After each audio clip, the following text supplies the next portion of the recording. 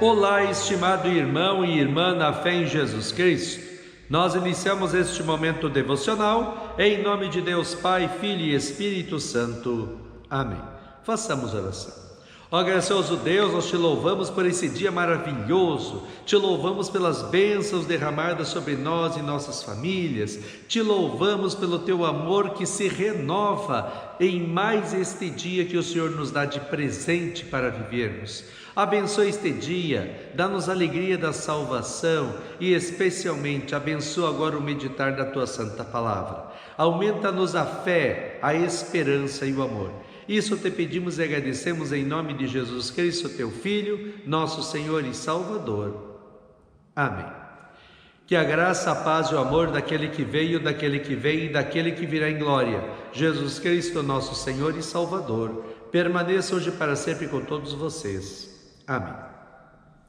Queremos meditar nas palavras do Evangelho de Mateus, capítulo 13, versículos 53 a 58, que diz assim: Quando Jesus acabou de contar essas parábolas, saiu dali e voltou para a cidade de Nazaré, onde ele tinha morado. Ele ensinava na sinagoga e os que ouviam ficavam admirados e perguntavam: de onde vem a sabedoria dele e o poder que ele tem para fazer milagres? Por acaso ele não é o filho do carpinteiro? A sua mãe não é Maria? Ele não é o irmão de Tiago, José, Simão e Judas? Todas as suas irmãs não moram aqui? De onde é que ele consegue tudo isso? Por isso ficaram desiludidos com ele. Mas Jesus disse: um profeta é respeitado em toda parte, menos na sua terra e na sua casa. Jesus não pôde fazer muitos milagres ali, porque eles não tinham fé. Que Deus abençoe as palavras em nossos corações. Amém. Estimado irmão e irmã, o ser humano é muito estranho, não acha? Quanto mais a pessoa convive com a outra pessoa, menos valor dá para ela. Deveria ser justamente o contrário.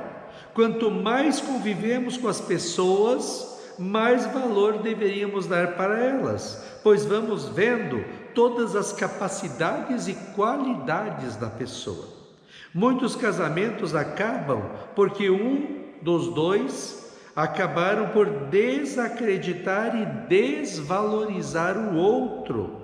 Começam a aparecer somente os defeitos, chatices e as cobranças, em vez das qualidades e capacidades. Uma das qualidades mais importantes em nosso cônjuge é a capacidade e a qualidade que ele tem de aguentar a gente, aguentar as nossas chatices. Precisa ter muito amor e muita paciência para conviver com a gente, não é?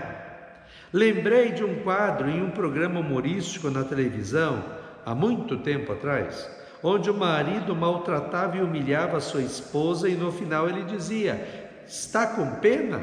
Leva para casa. Acho horrível isso. Geralmente isso acontece quando a pessoa se acha boa demais e orgulhosa, ao ponto de achar que tem o direito de humilhar os outros.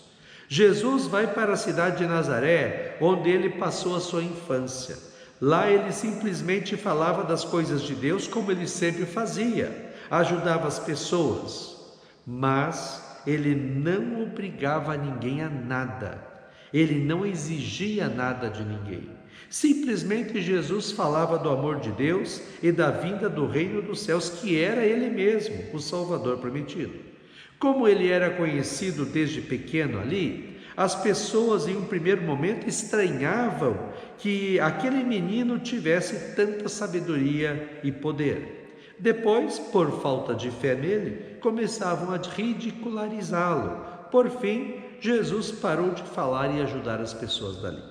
A conclusão triste de Jesus é: um profeta é respeitado em toda parte, menos na sua terra e na sua casa.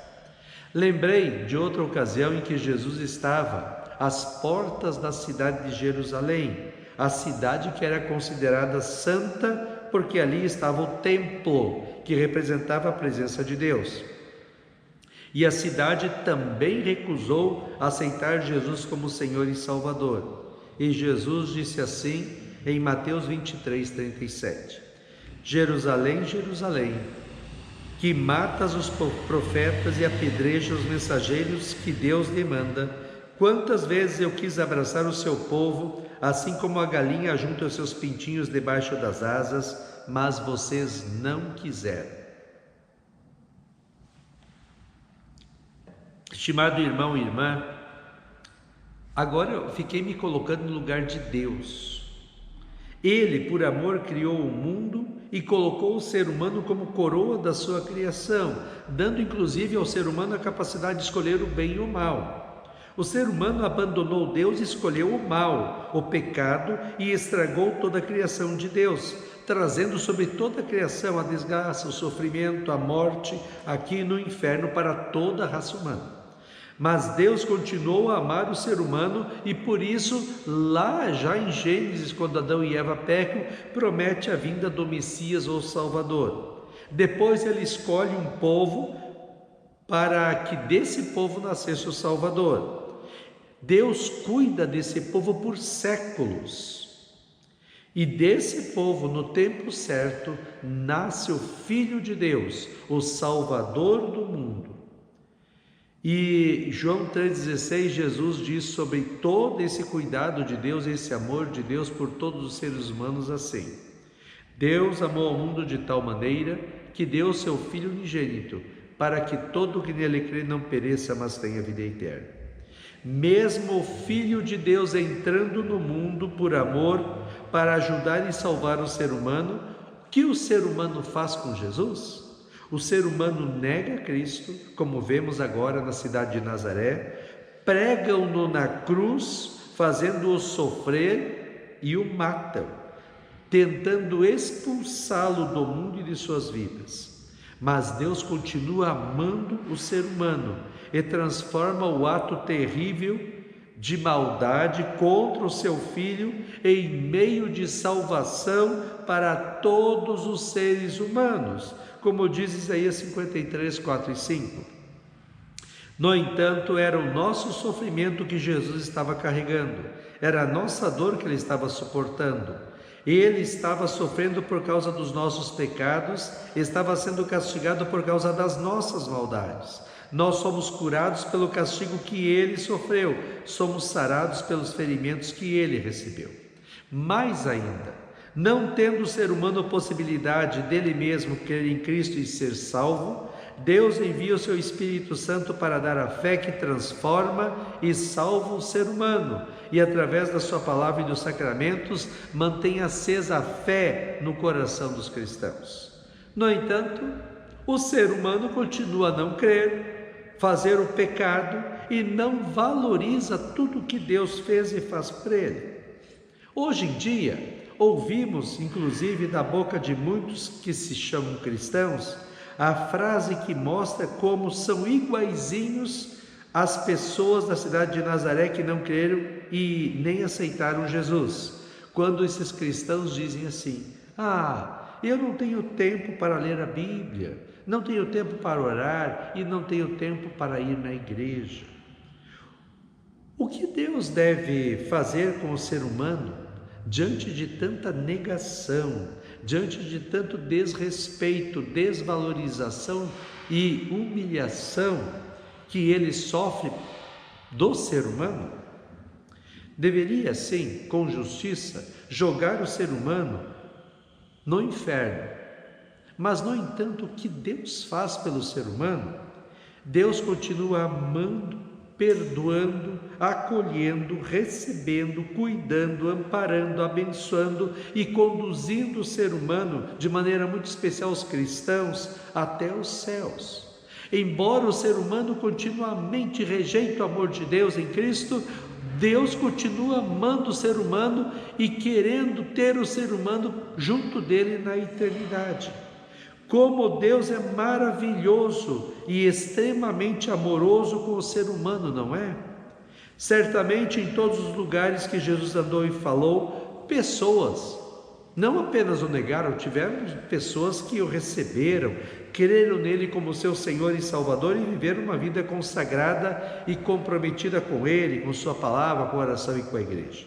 Hoje também acontece isso. Tem cristãos consagrados e comprometidos com Jesus? Sim, graças a Deus, como eu e você. E é por nós e por todos os que ainda vão crer em Cristo e serem salvos que Deus continua amando este mundo e tentando dar oportunidade ao ser humano de se arrepender de seus pecados, crer em Cristo e ser salvo. Deus continua chamando as pessoas da perdição dos pecados para a sua maravilhosa luz da salvação pela fé em Cristo. Assim como na cidade de Nazaré muitos rejeitaram a Cristo, o mundo hoje rejeita a Cristo, a palavra de Deus e também a igreja. Não importa, assim como Jesus continuou a sua missão de salvar a humanidade, apesar da rejeição, que nós cristãos continuemos vivendo a nossa fé em Cristo, firmados na palavra de Deus, orando constantemente, adorando e servindo a Deus em nossa igreja e vivendo uma vida comprometida e consagrada a Cristo, uma vida santa, bonita e agradável a Deus segundo a sua palavra. Estimado irmão e irmã, não deixe que nada neste mundo afaste você de Deus, da palavra de Deus, da oração e da igreja. Continue firme a sua caminhada por este mundo de fidelidade e amor a Cristo, porque você tem um objetivo na vida. O seu e o meu objetivo e dos cristãos é um dia estarmos com Cristo na vida eterna nos céus. 1 Pedro 2, 24 e 25 diz assim: o próprio Cristo levou os nossos pecados no seu corpo sobre a cruz, a fim de que morrêssemos para o pecado e vivêssemos uma vida correta. Por meio dos ferimentos dele, vocês foram curados. Vocês eram como ovelhas que haviam perdido o caminho, mas agora foram trazidos de volta para seguir o pastor que cuida da vida espiritual de vocês. Amém. Façamos oração.